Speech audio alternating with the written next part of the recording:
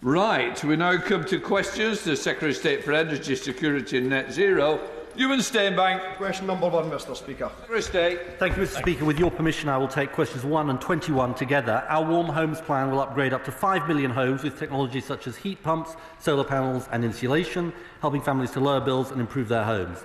Last week, we allocated £1.8 billion to local authorities and social housing providers to help low-income households and social housing tenants. We will publish further plans following the spending review. Mr Speaker, the Warm Homes Plan delivers a welcome uplift in resources for domestic energy efficiency. Failures from governments, energy companies and local authorities over a number of years have left my constituents paying huge energy costs. Poor connectivity, failure to install smart meters, or those smart meters not working when they are installed, as well as the not fit for purpose electric heating systems in the Braes villages. Does the Minister agree that the Government must do all it can to end fuel poverty, and will he meet with me to discuss how to hold those accountable for ongoing issues in my constituency? My honourable friend raises a number of important issues there, Mr Speaker. It's about having a tough regulator in Ofgem, it's about smart meters that work, and it's about every decision the Government takes seeking to tackle fuel poverty. That's why I was incredibly pleased that we announced the extension of the Warm Homes discount to an extra 2.7 million families, an extra £150 next winter to help families. That's what this Labour Government is all about. Debbie Abrahams. Thank you, Mr Speaker. And I welcome the energy efficiency measures that my right honourable friend mentions. This will really make a difference to many families in the future. But what can the Government and energy providers do to help families struggling to pay their energy bills today? Well, my honourable friend speaks with great expertise about these issues, and she will know that my honourable friend, the Minister for Consumers, put in place with the energy companies £500 million this winter to help families struggling with their bills. We also want to see Ofgem proceed with this plan on relieving the debts that many families face, because this debt overhang from the cost of living crisis that we saw after Russia's invasion of Ukraine still blights so many families in our country. If we move forward on all of these fronts, we can tackle these issues. Tim Farron. I very strongly support all efforts to increase energy efficiency and bring down bills. Is he concerned, though, about the potential unforeseen consequences of raising the minimum level for EPC certificates to C for long-term rented accommodation, but not doing so for short-term lets and for owned properties? Because won't that just create an incentive in communities like ours for people to go to Airbnb or to second home ownership rather than providing affordable homes for local people? Well, look, the honourable gentleman raises an important issue. I believe I'm right in saying, I was checking with the Minister for Consumers, that as part of the consultation on energy efficiency, we're looking at the issue of short-term lets as well, because this is an issue that has been raised in the past, and I think he does raise an important question. And he's right to draw attention to what we are doing here, because this measure, which the last government proposed and then backed away from, a pattern we're seeing quite a lot at the moment, Mr Speaker, will take up to 1 million families out of poverty. And it's a basic principle, which is that if you're renting a home, then you pay your rent on time, you have a right to live in decent, warm accommodation. Louie French. Question 2, please, Mr Speaker. Oh my word.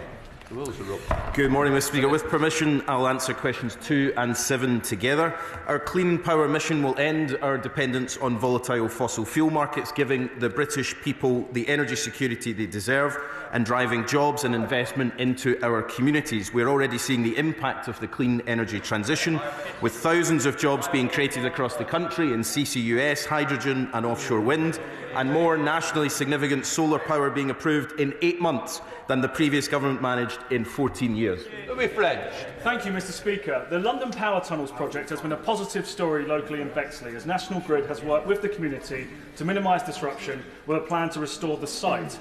However, the Labour government's planning reforms have now led developers to propose 2 extensive industrial battery storage facilities on a nature conservation area and farmland locally in Bexley, which do not meet fire safety guidance.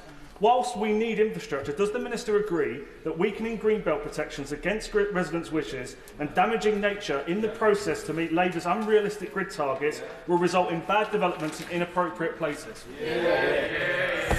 Well, I'm glad he draws attention to the London Power Tunnels. Both my right honourable friend, the Secretary of State, and I have visited recently. They are a fantastic example of engineering and what we can achieve if we set ambitious targets in this area. I would disagree with them gently on the wider point, though, which is that we are going to have to build infrastructure across the country in order to get the benefits of the renewable energy that we're generating. Battery storage is important for that. Of course, communities have a voice through the planning system. It would be wrong for me to comment on individual applications, but we should not, and I think it's important for the honourable gentleman and his colleagues to remember that we cannot simply block every infrastructure project that needs to be built. We need to build for the economic growth of the country and for our energy security. James Wild. Thank you very much, Mr. Speaker. Once again, the Minister has failed to answer the question about what the estimate of costs is. But we do know the government's dogma-driven 2030 target will drive up costs, and we will see pylons and substations imposed in Walpole, in my constituency, and across the country against the wishes of local people, damaging our countryside and relying on Chinese supply chains that the Energy Secretary was visiting only over the weekend. So when will the government realise that their approach of ruling out underground options and attempting to buy off local communities on the cheap rather than listening to them will only drive opposition to their plans? Well, I think once again we hear from the party opposite about all these grand plans that they wish they had done in the 14 years that they were in government, when they could have moved forward on undergrounding if they were so keen on it, but of course they did not. And look, the reality of this is that it's not for us to set forward what the design of individual projects would be, it's for individual companies. The reality of undergrounding is that it estimates 5 or 10 times more expensive to do so. And look, the bottom line of all of this is that the leader of his party earlier today was moving away from the commitments that she made on net zero. But just a few years ago, she said this, that Russia's invasion of Ukraine has made it quite clear that relying on authoritarian regimes can make it harder for us to heat our homes. They recognised then the importance of this net zero transmission. Now they're running away from how we deliver on it. Chair of the Select Committee, Bill Esterson. Thank you very much, Mr. Speaker.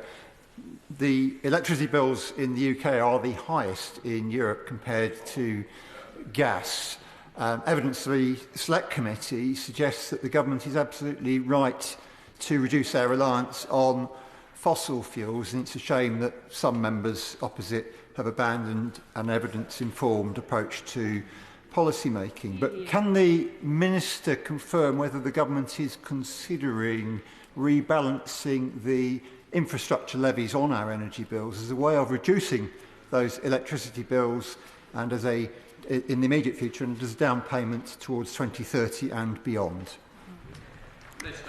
Well, the Chair of the Select Committee makes an important point, and along with my honourable friend, the Minister for Consumers, we are looking at all options because it is important that we bring down bills, that we're building the energy system that protects us from the volatile fossil fuels in the future. And so we will look at all options. There are trade-offs to be made with rebalancing that we need to be aware of, in particular whether a diminishing number of gas customers can pay bills if we were to transfer levies. But we're looking at all options, and of course we're also looking at how we review with Ofgem the wider question around standing charges to make sure we bring down bills. But he's right to say that the journey that we are on, that the party opposite used to be on, that there used to be consensus about, is that our transition to net zero is important for energy security and for the climate, but also for protecting bills in the long term. Billington. Thank you, Mr. Speaker. The Minister is clearly aware of the foolhardy decision by the opposition to abandon the political consensus on net zero. I'm wondering whether he has made an assessment of the cost to the consumer of pursuing this disastrous path, locking us into our dependence on polluting fossil fuels, volatile oil and gas prices, and the whims of foreign dictators. Well, my honourable friend is absolutely right, of course, and it is important for us to recognise that where once there was consensus in this country on how we tackle the climate crisis, but also crucially how we deliver the economic and industrial advantage, that consensus today seems to have splintered by the party opposite. And of course it was only 2 years ago that the leader of that party made, I think, a very important point, and I agree with her very strongly here, when she said, if we get our strategy wrong, we risk being left on the back foot as other countries seize the advantage. Well, the party opposite now wishes us to be in the back foot. We are determined that we will drive forward because it is the best policy for consumers, for our economic growth and for energy security. Shadow Minister Nick Timothy. Thank you, Mr. Speaker. The government's rush to decarbonise the grid means more hidden costs, more curtailment payments, more balancing payments, more subsidy and a higher carbon price. So can the Minister guarantee for the remainder of this Parliament that our carbon price will remain lower than the European price? Well, I think the honourable gentleman knows more than anyone, actually, about the previous work that the previous Prime Minister Theresa May did in this area, the work that, of course, his party is now moving away from quite rapidly. They were right then. And look, the truth of this whole question is that the only way for us to bring down bills, deliver economic growth and, yes, absolutely, tackle the economic opportunity of the future is for us to be on this journey together. That is something that the party opposite used to strongly believe in. We will continue in this path because it is the right thing for the country to do. Timothy. That was a long-winded answer, Mr. Speaker, but he didn't actually address the question. And I think he just gave away that it is Labour's secret plan to increase the price of carbon. A massive rise in the carbon price, adding hundreds of pounds to family bills and decimating British industry. So given Labour's election promise to cut bills, will he take this moment, he can look up into the camera if he likes, and promise the country that by the next election, bills will be lower as they promised? Yes or no? Well, I think, never mind long-winded answers, that was a very long-winded question, and I have not revealed any secret plans, but I think the party opposite have revealed their not-so-secret plan today, and I can tell the country it's just as disappointing as the one they rejected 7 months ago. We have been very clear that our commitment is to bring down bills. We are determined to deliver on that. But unlike the party opposite that left consumers right across this country exposed to volatile fossil fuels, where Bills is quite right to point up, bills went up and up and up when his party was in government. We will bring them down. That party wants to take us back to the fossil fuel casino, and we won't do it. Nick Smith. Number 3, please, Mr. Speaker. Minister. With your permission, Mr. Speaker, I will answer questions 3, 5 and 11 together. This Labour government has ended the historic injustice of the mine workers' pension, and at the end of November last year, the first uprated payments for the pension scheme landed for over 100,000 miners and their families. This is an average increase of 32% on their monthly payments, or an average additional £28 a week. Nick Smith. Thank you, Mr. Speaker. Can I thank the Minister for her answer, but also for her hard work increasing payments to mine workers and their families across the country. After digging for coal for many years, 1,600 miners and their families have received an uplift of nearly £30 a week in my constituency in Blaenau Gwent and Rumney. However, progress is needed still on the staff superannuation scheme. Now, the trustees of this scheme confirmed to me that the average age of pensioner members is 76. So, with time marching on, can the Minister please outline the next steps to help members of the staff scheme? Can I thank him for his remarks and for his question? Of course, he's right to talk about the BC scheme. The initial focus of our work was for the mine workers' pension scheme. That was in our manifesto, and it was a commitment we had to work at pace on, and we are working with the Government Actuarial Department on how the surplus sharing arrangements are going to work going forward, which is a big piece of work that is underway. But of course, he's right to point to the tens of thousands of people who are on the BCSS scheme. And I too have met with the trustees, and we are working as fast as we can to work through the issues associated with that scheme. The two schemes are different, they operate in different ways. Government is guarantor for both schemes, but I will be reconvening trustees to continue discussions with them and take this forward. Okay, Richard. Thank you, Mr. Speaker. At the last general election, I made a promise to ex-miners in my constituency that a Labour government would deliver justice on the MPS Investment Reserve Fund and return it to its members. And I'm so delighted at the end of last year that this government has delivered, providing over a 32% boost to their pensions. There are, however, in my constituency over 600 BCSS members who are still really concerned about this issue. I welcome the Minister's answer on that. Can she reassure them and me that the trustees will continue to update the members of that scheme, because at the moment they are, there is a degree of uncertainty as to what progress can be made over the coming months. Can I thank him for his question and his concern for his constituents who are on the BCSSS scheme. Look, I am very receptive to calls from the BCSSS trustees. I wrote to the Chief Secretary to the Treasury at the end of last year to begin discussions, and we have received a positive response from the Chief Secretary, and we are now taking the next steps to move this process forward. Lynn Stewart. Thank you, Mr Speaker. We're only partly there in the pension justice for miners. The British Coal Staff Superannuation Scheme has around 40,000 members who formerly worked in mining industries, including a number of my constituents. This included many women who were amongst the lowest paid in the coal industry. My own mum worked in the pit canteen. Can I assure my constituents enrolled in the British Coal Staff Superannuation Scheme that transferring the £2.3 billion investment reserves to its members is a priority for this government? Can I thank her for the question? She's right to point out that there's about 40,000 people on this scheme, and about 5,000 of them are women, unlike the Mine Workers Pension Scheme, which is the vast majority men. The two schemes are different and they operate in a different way, because in 2015 the BCSSS scheme had run two deficits, and it was at risk, and there had to be an intervention from government. So the two schemes operate differently, they have to be looked at differently. The government actuarial team are currently working their way through the mine workers pension process. We are now working with officials. I'm meeting with officials later today to talk about this more, to see what we need to do. I have to stress it's very complex. We're talking about billions of pounds worth of assets, but we are absolutely receptive to calls from the trustees, and I will be meeting with them again soon. Dan Tomlinson. Number 4, Mr Speaker. Thursday. Thank you, Mr Speaker. We're driving forward at speed to deliver clean power by 2030. Last week, the government introduced a planning and infrastructure bill, which will enable the biggest expansion of the grid for generations, sweeping away the connection delays to the queue that held us back for too long under the last government, and reforming the planning system to speed up delivery. We've also laid out for the first time legislation to provide households near new or upgraded pylons £250 a year off their energy bills for 10 years as part of our commitment to deliver meaningful benefits for communities hosting clean energy infrastructure. Dan Tomlinson. Thank you, Mr Speaker. Does the Secretary of State agree with me that community energy has a vital role to play in the transition to cleaner and greener power? And would he accept an invitation to come to my constituency in North London to visit Community Energy Barnet, who are working on one of the largest community energy projects in the country?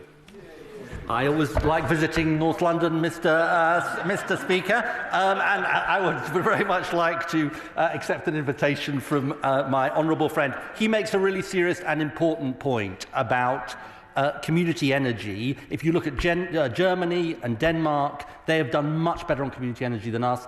That's a really important role for Great British Energy, and we'll be saying more about this in the coming weeks.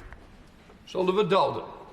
Does the Secretary of State share my concern about reports of persistent misconduct from Drax regarding cutting down old-growth forest and burning it at that power station? To be clear, this is a company that chops down pristine forests, ships it halfway across the world to burn in the United Kingdom and claims it's sustainable. Will the Minister look again at the large amounts of subsidies that have been approved by this current government to that company? I don't know whether the right honourable gentleman, who I have great respect for, was at my honourable friend's statement on precisely this question. He will be delighted to know that under the new arrangements that this government agreed, there's been an absolute transformation when it comes to the scale of subsidy to Drax. It's halved in terms of the impact on bills, with a windfall tax. I'm sure he's in favour of a windfall tax when their profits go above a certain level, and much, much higher standards of sustainability. We should take these issues seriously. He's right about that. Whereas, Mr Speaker, they abandoned the economy, the NHS, the justice system and immigration. Now the Conservative Party is joining the dunce corner inhabited by their reform collaborators and other climate change deniers. Does the Minister agree with me that, unlike this government, which recognises the 2030 triple benefit of energy security, transition to renewables and job creation, the Conservative Party has no solutions to 21st century Britain? I mean, my honourable friend shouldn't be so shy and retiring, in my view, Mr. Speaker. I think my honourable friend makes a really important point. I listened to the interim Shadow Secretary of State on the radio this morning, and he made net zero 2050 sound like a target dreamed up by me. It wasn't dreamed up by me. It was Theresa May, the former Conservative Prime Minister, when he was the PPS who legislated. When he was the PPS, he was supposed to be the man implementing it, legislated for net zero by 2050. Why? It's the right thing to do, so we can have clean homegrown energy, so we can get the jobs, and so we can protect future generations. Seamus Logan. Mr. Speaker, the plans for a green generator at the Peterhead power station in my constituency are shovel-ready, but they depend on approval for the Acorn project at St Fergus. On November the 12th last year, the Minister stated in response to a question from me that the Track 2 projects, that would be more information available in coming months. So given that 4 months have now passed, can the Minister provide an updated timescale on outlining what these next steps are? Yes, look, I support the Acorn project. It is a really, really important project. The right place to make decisions for this, is for the reasons he will understand, will be at the spending review in June. Sarah Edwards. Question number 6, Mr. Speaker. Minister.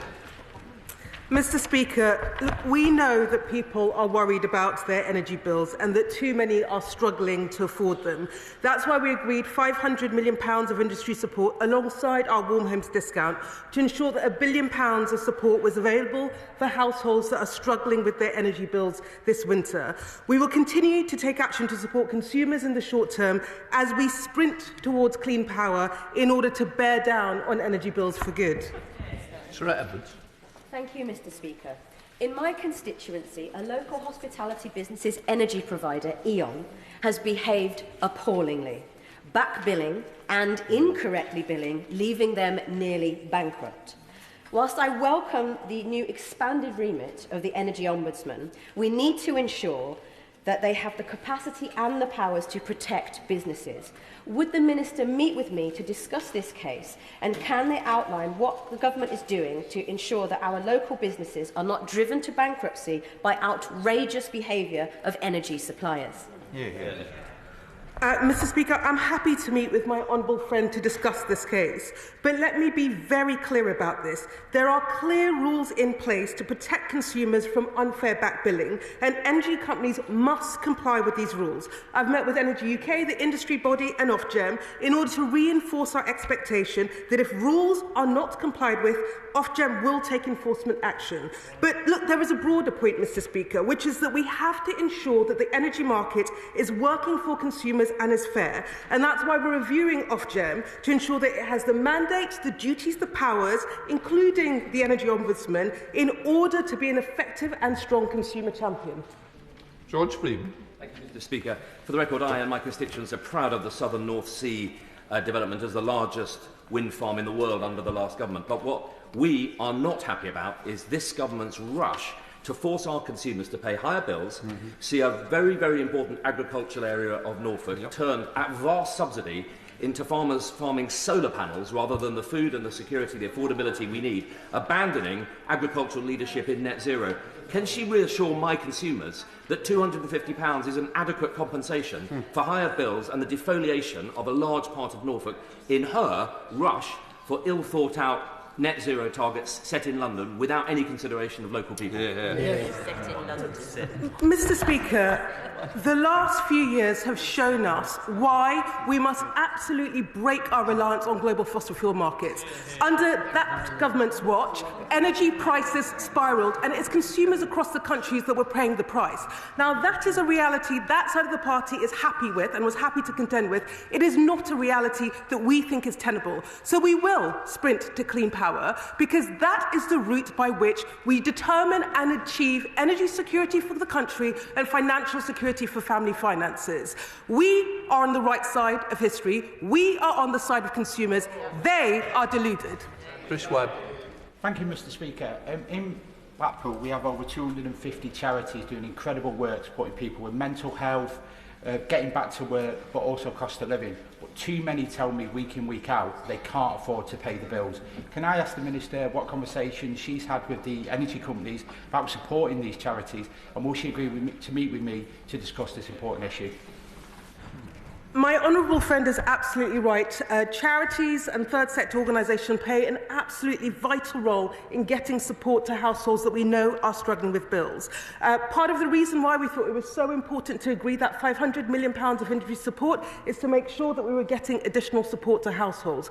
We are also consulting on extending our warm homes discount to 2.7 million households, so that over 6 million people will be getting help. And we will work with the energy sector to make sure that we are using the vital network of charities in order to get that support to the households that need it. Richard Tash. Thank you, Mr. Speaker. The price of gas is some 20% lower than it was at the beginning of this year, and yet the Secretary of State promised the bills would come down. So can the Secretary of State confirm when will the bills come down for consumers compared to the fact they're going up by 6% on the 1st of April? Mr. Speaker, I would encourage the honourable gentleman to check his facts. The price cap went up, which was disappointing for families, and the reason it went up was because of the spike in wholesale prices. It is because of our reliance on global fossil fuel prices. I will say it incredibly slowly for him so he can understand. It is because of our reliance on global fossil fuel markets. That is why we must break that reliance. We have to wean ourselves off this roller coaster of price spikes and price falls that is harming consumers across the country. The sprint to clean power will achieve that. It's a shame that he cannot see that. Can the Minister, John Morrison. Thank you, Mr. Speaker. Consumers are concerned about the rising energy cap. What will the Secretary of State do to further strengthen existing energy schemes and initiate new schemes? And will this include delivering the £300 reduction in energy bills that the party opposite promised for the general election? Mr. Speaker, we know that households are struggling with bills. We know that households are worried with bills. That's why we are doing everything that we can to bear down on bills. We are doing it not just because it's a manifesto commitment, but absolutely because it matters to households across the country. And whilst we make that sprint to clean power, which we are very clear is the route in which we bear down on bills, we will do the job of supporting households. So whether that is the agreement we agreed with energy suppliers, £500 million, whether that's the extension of the warm homes discount to over 6 million households, whether that is the debt support that we're providing for consumers that gained energy debt, we are taking short-term action. But let me be clear, the way we get ourselves out of this bind is to deliver clean power for consumers across the country. I'll pick that up. Question number 8, Mr. Speaker. Start. Thank you, Mr. Speaker, and I thank my honourable friend for her continued interest in this very important question. Despite significant challenges, COP29 agreed a new climate finance goal and finalised guidance on international carbon markets. We would have liked to have seen more progress in certain areas like mitigation outcomes, and we're now looking forward to playing a very important role in the run-up to COP30 in Billington to ensure more progress is made. Mr. Speaker, tackling climate change should matter to all of us because it affects all of us. The UK has led the way in setting strong climate targets at COP29. So how is the Minister ensuring measures are in place to track progress against our COP commitments? And how is she working with businesses, local authorities and industry to deliver on those targets and drive investment? Thank you. My honourable friend is right. We earn the credibility to show international leadership by delivering at home. We will publish a cross-economy plan on how we will meet our climate targets in due course, including outlining the policies needed to meet our 2035 NDC. We're engaging with a range of stakeholders on delivery, including through the Net Zero Council, which has a very busy work programme, and through the local Net Zero Delivery Group. James Shaw. Speaker, and thank the Minister for that answer. Can I ask the Minister this? What assessment has the Minister made of the COP29 commitment to triple finance to developing countries from the previous goal of $100 billion to the $300 billion annually by 2035? And can I ask, what is the UK's contribution to this money? Good question. Always a pleasure to answer questions from the honourable member. We do remain committed to international climate finance and to the new climate finance goal agreed at COP29, and the level of the UK's contribution will be considered as part of the spending review. We'll be looking at how we can maximise investment from the private sector. Matthew Patrick. Question number 9, please, Mr. Speaker. Secretary of State. With your permission, Mr. Speaker, I'll answer 9 and 19 together. The £21.7 billion of funding we committed to in October will kickstart the CCUS industry, supporting thousands of jobs in our industrial heartlands through the East Coast and high net clusters. We continue to engage with important future projects such as Acorn in Scotland and Viking in the Humber, and will make further announcements following the spending review. Matthew Patrick. I thank my friend for his answer.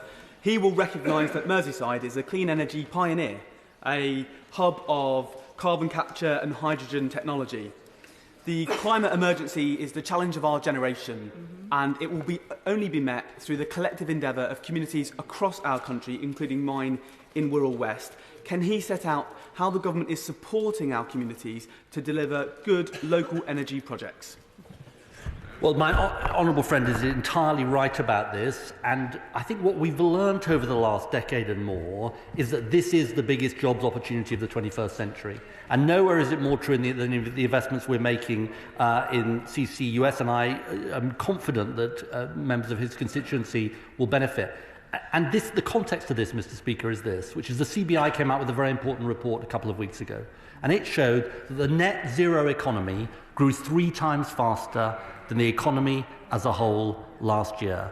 And the whole House should let that sink in, because what that tells you is that if you turn your back on the net zero economy, you turn your back on business, you turn your back on jobs, and you turn your back on investment. Richard Baker. Thank you, Mr. Speaker. Does my right honourable friend agree there is huge potential for carbon capture and storage to play a key role in our green energy ambitions for Scotland? And as we look towards the spending review, does he agree the Acorn project presents an excellent and efficient opportunity to invest in CCUS and to reduce the carbon impacts of industries across Scotland, as it will repurpose existing pipelines? Well, look, I congratulate my honourable friend, who is a fantastic advocate for this project, and we are hugely supportive of the Acorn project. Track 1 projects were agreed in the budget last year at a fiscal event, a fiscal moment, and the work we are currently doing in government is to look at these projects for the next phase, if you like, of the spending review, which will come in June. But I don't think anyone is in any doubt about the potential value of the Acorn project, not just to Scotland, but the whole of the United Kingdom. Sir Roger Gale. Thank you, Mr. Speaker. Mr. Speaker, nobody who cares about the future of our children and our grandchildren will gainsay the importance of carbon capture.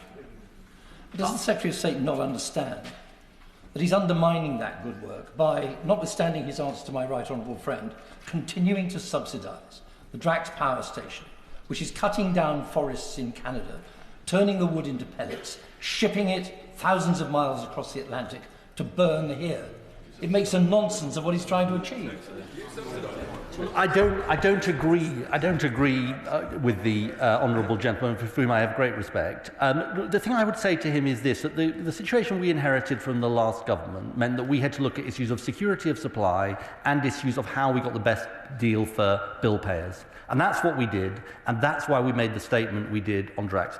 For the longer term, he is absolutely right that we need to move away from unabated biomass, and we need to look at all of the possibilities that we can have to ensure that we move towards net zero, and that is what this government is doing.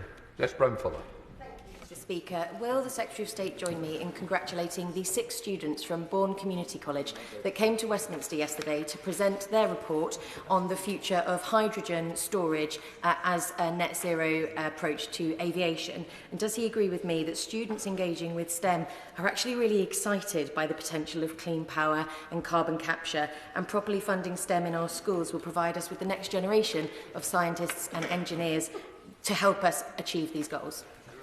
I warmly join the honourable lady in congratulating the 6 students that she mentioned from her constituency, and I'm sure that I speak for all members of the House that when we meet young people who are engaged in the potential of clean energy technology to transform our country and our world, it is just an incredibly important reminder both about the potential this has in terms of jobs, but also our duties to those future generations. Democrat spokesperson Edward Brother. Thank you, Mr. Speaker. The IPPC has made clear that by 2050 we need to be removing 10 billion tonnes of carbon from the atmosphere every year if we're to stand a chance of keeping below the 1.5 degree target.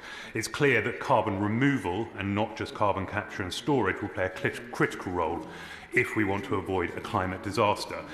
In the face of the party to my right once again embracing climate denialism, what steps will the government be taking to support the research, development and deployment of carbon removal technologies, ensuring that British companies become leaders in this emerging sector? Well, I can thank you. I thank the honourable gentleman for his question. I can tell him that my honourable friend, the Minister for Industry, did a round table with a whole range of industry voices on this precise topic last week. He is right about this, and you know there is scepticism about CCS in some parts of academia and others.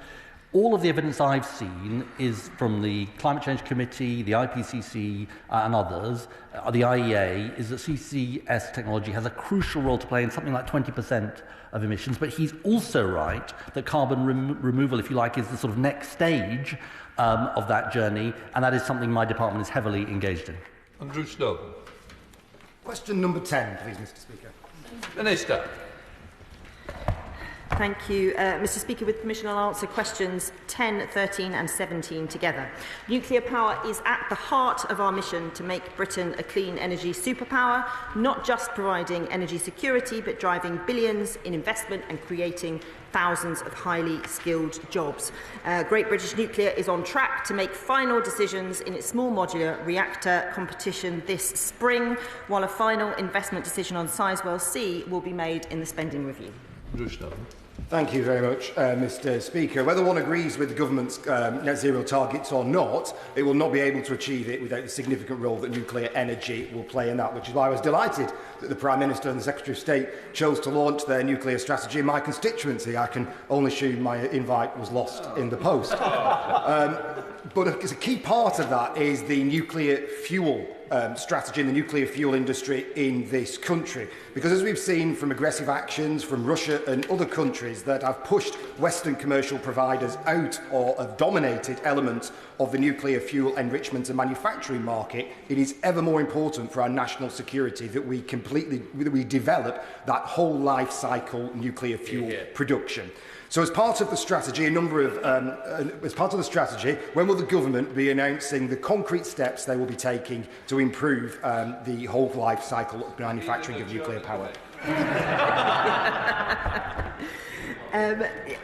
The honourable gentleman makes a good point, and of course the Prime Minister, the Secretary of State and indeed the Minister for Nuclear in the other place has visited and seen the good work that is happening in his constituency, and of course I think just shy of £20 million has gone in to that work from government grants to help develop those nuclear fuels, and of course it will be part of the future. And when we are looking at whether it's the big nuclear development, Sizewell, Hinkley, whether it's the SMRs, whether it's the AMRs, you know, all of these things need to be in the mix, and he's absolutely right to make the point.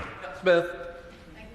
Many of my constituents were pleased to see the extension of Heysham 1 and 2 late last year, and they'd like to see those long-term jobs for the future in the nuclear industry created in the North West. Does the Minister agree with me that it's thanks to this Labour government that we are ending the legacy of no new nuclear being built that we saw under the last government? I completely agree with my honourable friend. The party opposite built no new nuclear in 14 years.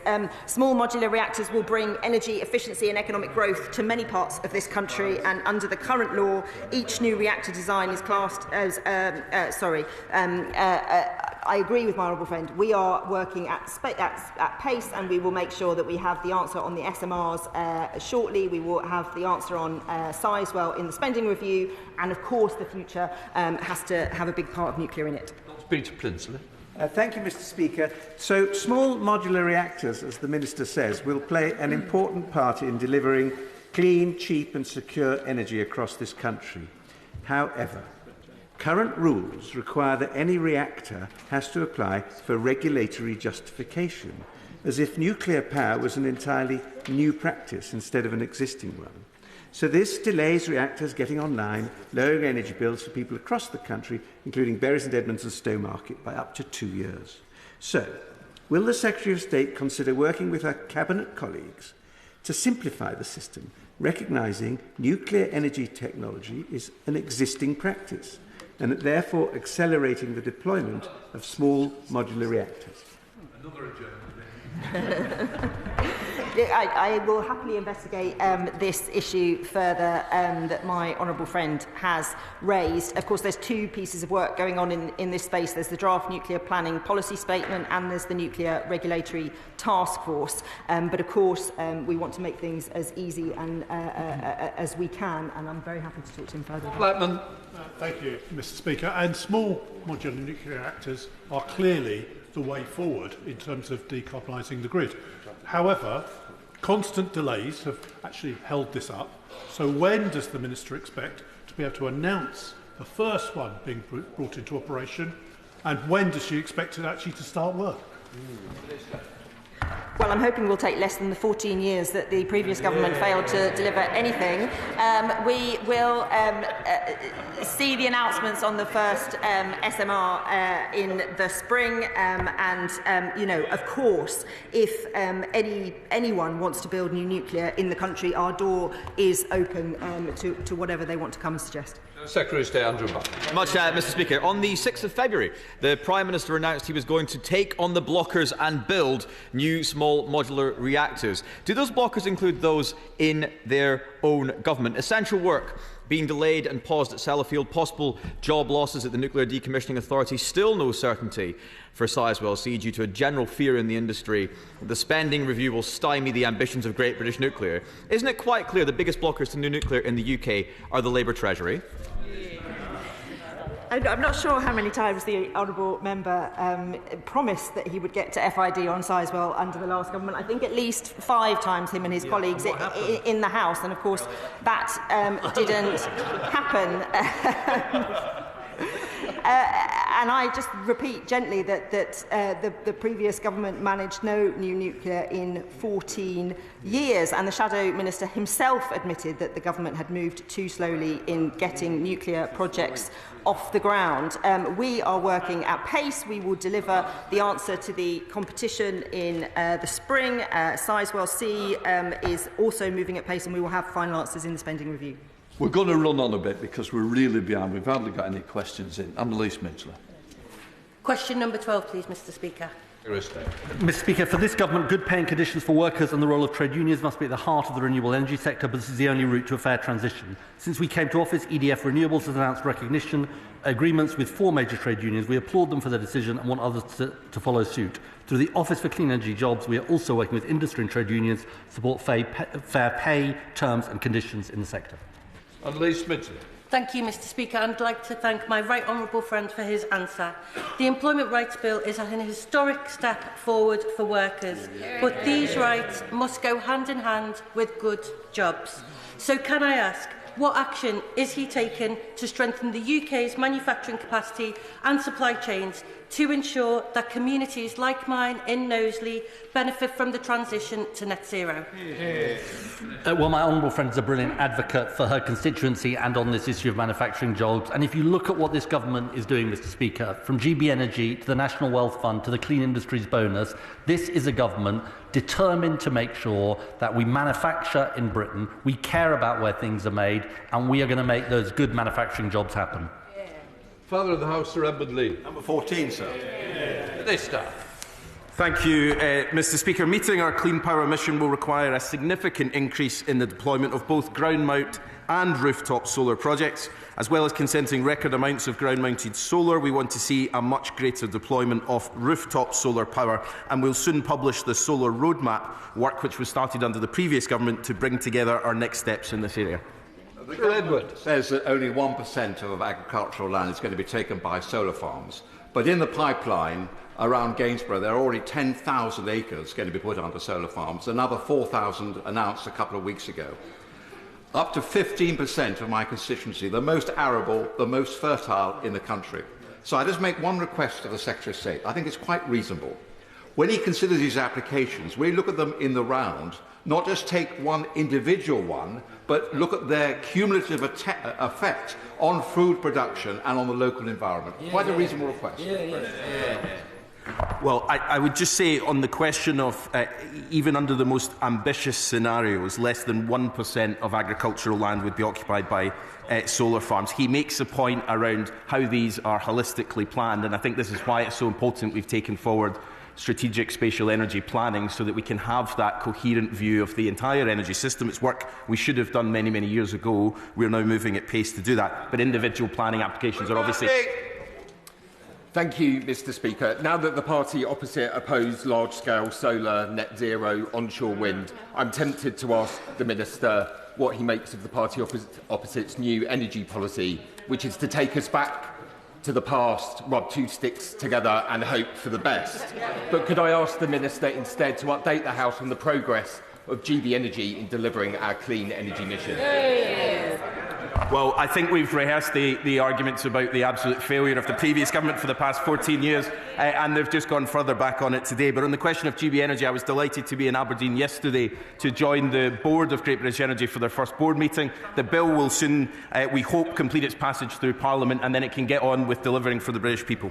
We come to topicals. Steph Ackroyd. Thanks, Mr Speaker. Mr Speaker, Britain is 1% of global climate emissions. China is the world's largest emitter. Yet no UK Energy Secretary has visited in 8 years to make the case for why China needs to do more. That's why I've been in Beijing making the case for climate action, because engagement, not negligence, is what fighting for Britain looks like. On climate, as on so much else, this government believes that Britain can only protect our national interest by engaging on the international stage. Thank you, Mr Speaker. The Bacton Energy Hub in my constituency is undergoing a green transition, which I support because I believe in protecting our natural environment and boosting our economy through net zero, two things the Conservatives seem to have abandoned.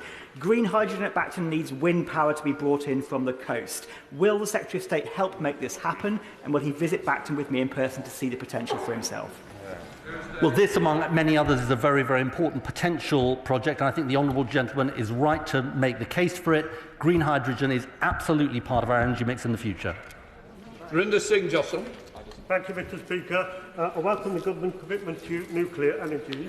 I recently met with representatives of Nuclear, a company developing small modular reactors using lead-cooled fast reactor technology, using depleted uranium and plutonium, materials that we have an abundance of as current waste materials from our existing nuclear programme.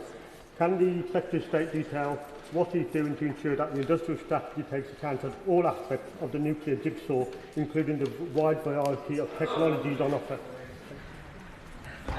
Clean energy is one of the 8 growth sectors in the industrial strategy and will provide a core part of that strategy. And if anybody wants to build new nuclear in this country, our door is always open. Andrew Bowish, Mr Speaker, last month with surprising little fanfare from the Department or the Secretary of State, the Climate Change Committee published Carbon Budget 7, and among the more eye-watering recommendations was the figure put on the cost of meeting the obligations. Mr Speaker, it was £319 billion over the next 15 years. Front-loading, there will be a net cost to industry every year until 2050. Can I ask the Secretary of State, is this exorbitant cost the reason he cancelled his department's review into the whole system's cost of net zero commissioned by his predecessor? Mr Speaker, I deeply regret the direction in which the honourable gentleman is going. I think the Climate Change Committee does incredibly important work. We will look at CB7, but the biggest cost we face as a country is we do not act on the climate crisis. That is what would leave hundreds of billions of pounds of cost to future generations. Thank you very much, Mr Speaker. Mr Speaker, he might be content with signing our energy sovereignty over to the People's Republic of China. He might be happy with his government's arbitrary targets and bans pushing bills up, leaving us more reliant on imports and costing jobs. But we think it's time for a new approach. As the Leader of the Opposition said this morning, one focused on security and cost to the consumer and not on pie-in-the-sky targets with no plan to reach them. So will he recommission the review into the whole system's cost? And if not, what is he trying to hide? Mr Speaker, it is the Tory party that has an energy surrender policy, surrendering us to fossil fuel markets controlled by petrostates and dictators. They keep us locked into fossil fuels. They would threaten billions of pounds of investment in net zero, and they would and grandchildren a terrible legacy. That is the Conservative Party in 2025. Anti-jobs, anti-growth, anti-business, anti-future generations. Thank you, Mr. Speaker. Can I welcome the plans brought forward last week to provide money off for people living near new energy infrastructure? Does the Minister agree with me that this is yet another thing that the party opposite promised but never had the ability to deliver?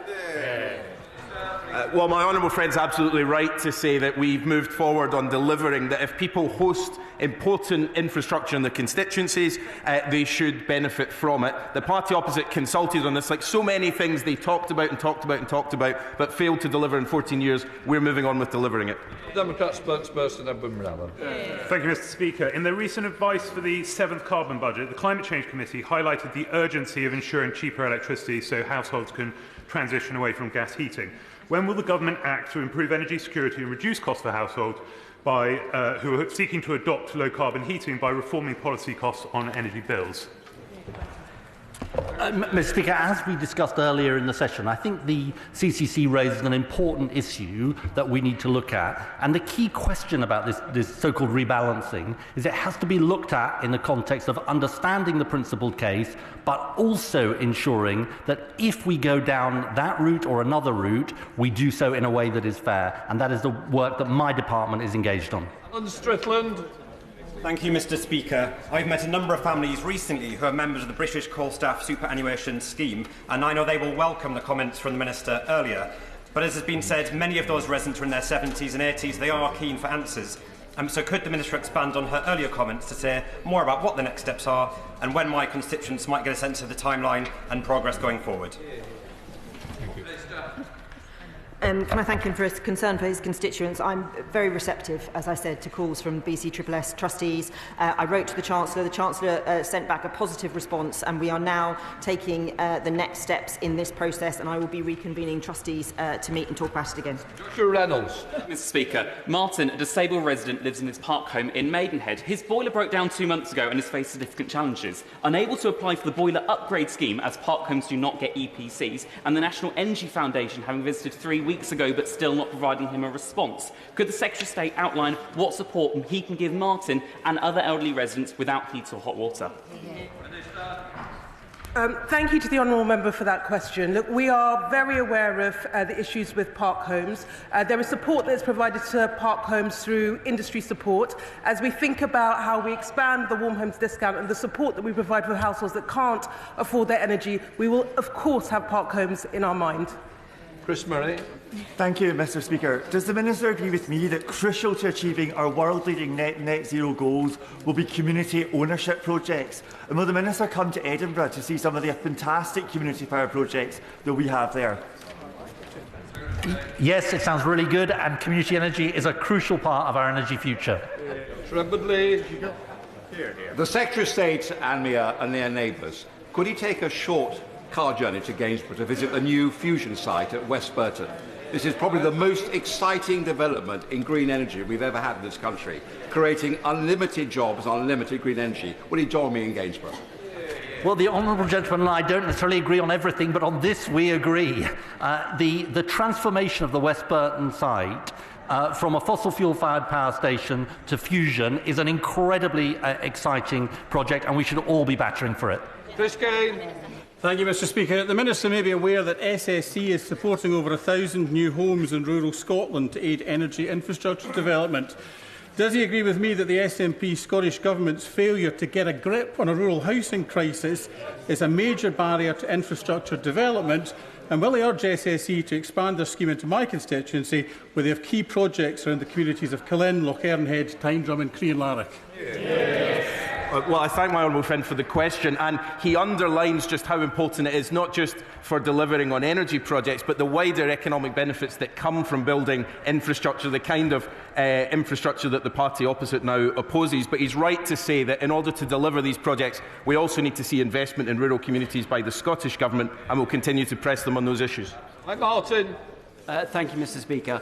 Kent County Council plans to introduce 10,000 on-street car chargers over the next decade. For context, Kent has a population of 1.6 million people. At this rate, Kent will have burnt down by the time we all have electric on-street car charging.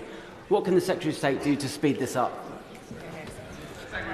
Can I say the honourable gentleman is raising a really, really important issue. Rolling out this electric car infrastructure is incredibly important. If he writes to my department, we'll ensure he gets the best possible reply. Chris Edgley. Thank you, Mr. Speaker. Will ministers consider exercising the community electricity right within the 2015 Infrastructure Act to require commercial renewable energy developers to offer communities the opportunity to part-own schemes developed in their area? So he raises a really important issue, Mr. Speaker. As a sort of energy nerd, I'm really interested in this 2015 power, which I didn't actually know about, despite my nerdery. And we are actively looking at this really, really important power put in place by the last government. Thank you, Mr. Speaker. In response to a written question to me last week, the Minister confirmed that no nationally significant infrastructure projects have been consented which will use greater than 50% best and most versatile agricultural land. In my constituency, the East Park Energy Solar Farm is close to 75%, but under the overarching National Policy Statement for Energy, 5.11.34 states that the Secretary of State should ensure that applicants do not site their scheme on the best and most versatile land without justification. So can the Minister confirm to me whether the nearly 1,500 acres of best and most versatile land is too much good quality agricultural land to sacrifice? Well, the honourable gentleman will know that on any nationally significant project, it goes through a proper planning process, and it wouldn't be right for me to comment on that, but I'm sure that the decision makers will be looking closely at the issues he raised. Brian Leishman. Mr. Speaker, there is to be a much reduced testing process of oil at the import terminal at Grangemouth, and if this imported oil doesn't pass these reduced tests, it can't be used, leading to Scotland suffering a fuel shortage. Is the Secretary of State concerned at this? Throughout, of course, the 7 months that we've been in government, we've been doing everything we can to work with the operators of the Grangemouth refinery. Of course, we were disappointed by the closure of that. We've carried out, of course, a number of pieces of work around fuel security. We're not concerned about fuel security at this point, but of course, across the whole country, it's something we keep constantly under review. Thank you, Mr. Speaker. While the Leader of the Opposition thinks achieving net zero is impossible without, quote, bankrupting us, for communities like Severn Beach in my constituency, investment in low-carbon energy could create valuable skilled jobs. What steps will the government take to ensure that the area around the River Severn gets the investment it needs to realise its potential? The honourable lady is absolutely right. The opposition is off to the wacky races, frankly. Mr. Speaker, when it comes to net zero, we on this side know, and this government knows the truth, that net zero is the economic opportunity of the 21st century, and under this government, we will seize it. CCUS is a central plank of the Humber 2030 vision. Has the Secretary of State got any plans to meet with the Humber Energy Board, and if not, would he join me in doing so? I talk on every day to the Honourable Lady about her constituency, and I'm very happy to meet with whoever she wants me to, because we think this is incredibly important. The opportunities for her area and the Humber are great if we can harness the talents of the people she's got in her constituency. Adrian Ramsey. Thank you, Mr. Speaker. Requiring developers to include solar panels in all new homes and buildings would be extremely popular with the public and help deliver net zero targets. Could the Secretary of State give an update on his discussions with the Secretary of State for Housing, Communities and Local Government on including mandatory solar as part of the Future Homes Standard? The honourable gentleman raises an important point, and this is something that we are actively working on in government. Whatever your view on ground-mounted solar, and we on this side think ground-mounted solar has a role, we do need solar panels on rooftops. It is a really important opportunity. While we're about it, maybe the honourable gentleman can start supporting our plans on planning and infrastructure so we can build the clean energy infrastructure we need. Jonathan Blash. Mr. Speaker, the Secretary of State will be aware of the ongoing work to deliver new nuclear investment in Hartlepool. Billions of pounds are on the table and jobs and skills for generations to come. Will he meet with me to discuss how we can get this deal over the line? New nuclear is an essential part of our future energy plans, Mr. Speaker, and myself and my ministers are absolutely delighted to meet with the honourable gentleman to discuss those plans. Stephen Flynn. Speaker, I welcome the warm words earlier from the Secretary of State in relation to the ACOM project. How confident is he that the Chancellor is listening? Across government, including the Chancellor and the Prime Minister, Mr. Speaker, and I speak as an old lag in these things, we have never had a Prime Minister and a Chancellor so enthusiastic and committed to the net zero agenda and what it can do economically for our country. And so the honourable gentleman should definitely take heart from that. Right, final question, Luke Mayor. Thank you, Mr. Speaker. Teesside is seeing thousands of jobs coming on stream in carbon capture and storage, but it seems the new energy policy from the Conservatives would put those jobs at risk. Will the Secretary of State recommit his commitment to this industry, and will he work to establish a Europe-wide CO2 market to bring in investment and jobs to our region? My honourable friend puts it so well, Mr. Speaker. This is the economic opportunity of our time. Our investment in carbon capture and storage shows what is possible. The desperate request for attention by the opposition that we have seen today is anti-business, anti-jobs, anti-growth, anti-investment, and the wrong choice for Britain. We'll now let the front benches change over.